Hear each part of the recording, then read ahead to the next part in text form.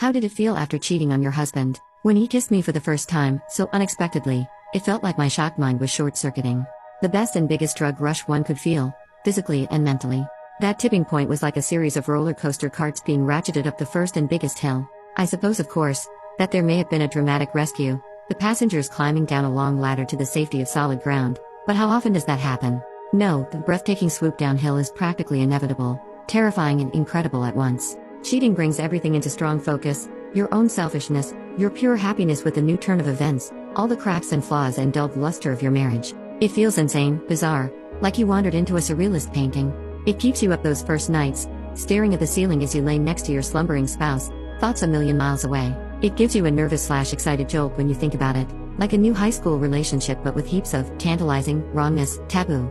It makes you feel sick, stomach twisting in knots as you go about the routine of vacuuming, serving your husband his dinner with a smile and a peck on the forehead. You wake up aroused, with your jaw aching from grinding your teeth. Quickly, the cheating begins to normalize. It feels like it should be happening, like it's perfectly right. Like all the strong judgment thrown at cheaters can't apply to you, because being with your lover feels so good.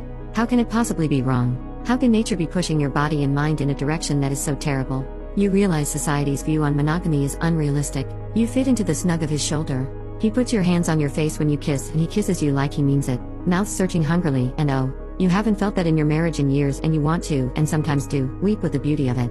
You think deeply about your marriage, how you got to this point. You realize you hadn't really thought too hard about getting married. You were just in a canoe that eventually and calmly drifted down the relationship river and under matrimony bridge. The year before the wedding, your thoughts were consumed with booking a venue, picking your dress, your bridesmaids, your colors, menu, invitations, etc. Did you actually think about being a wife? You had no reason to ever end the relationship with your then boyfriend. No reason to turn down his perfectly planned proposal and break his heart. How could you possibly have done that? He is kind, honest, motivated, smart, and handsome. He has never called you a bitch, never yelled at you, never infused ugly drama into the relationship. Sure, the sex wasn't great, but you learned from a 6-year-long past relationship that great sex was often the result of high drama. And high drama left you shaking on the ground after your old boyfriend shoved you out of a slow-moving car, his unfounded drunken shouts of slut ringing in your ears. So when you finally extracted yourself from that nightmare and realized you needed a nice guy, one came along and the years flipped by, a ring appeared on your finger, a wedding took place, a home was made.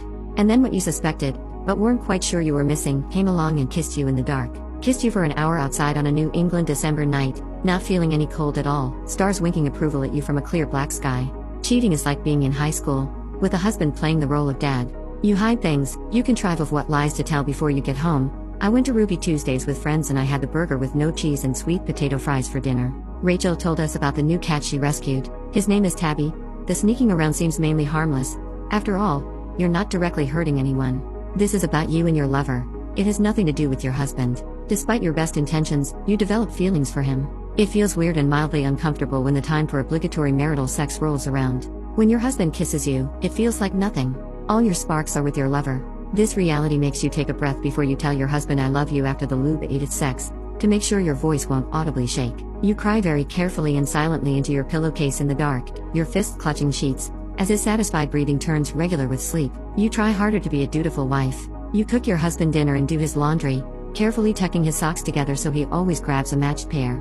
You ask about his day. You bring him water and aspirin when his head hurts. You pick up an almond Snickers bar in the checkout line of the grocery store because he loves them. You take care of the bills, the little cogs of running the household, planning everything so his life feels easy and stress-free. He feels a rift anyway and remarks upon it.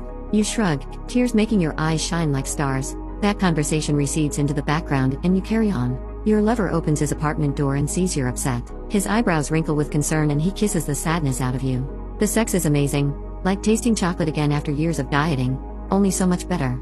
You ask your lover what 2 words he would use to describe his life right now, only because you want to answer the question yourself, awful and awesome.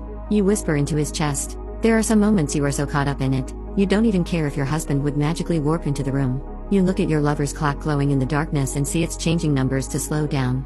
You leap on every opportunity to see him, eagerly but worried to appear too clingy. You play songs that have significance regarding him with regularity, sometimes crying, always wanting. You read online posts about cheating, wince when you see the blanket statement harsh judgments, bad person, liar, no morals, unforgivable. This makes you feel more like a flawed failure than you already do, because you do strive to be a good person. You have admirable goals. You sometimes volunteer at the local soup kitchen, you take it straight to the heart when you inadvertently hurt someone.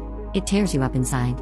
And yes, you realize what you're doing has the strong potential to be incredibly hurtful to someone you love. To the best friend that you entered into a legal contract with, to the person whose financial, social, and personal life is so entwined with yours, it's difficult to fathom how it could ever be disentangled. Who would keep the living room table if we split? You think, insanely.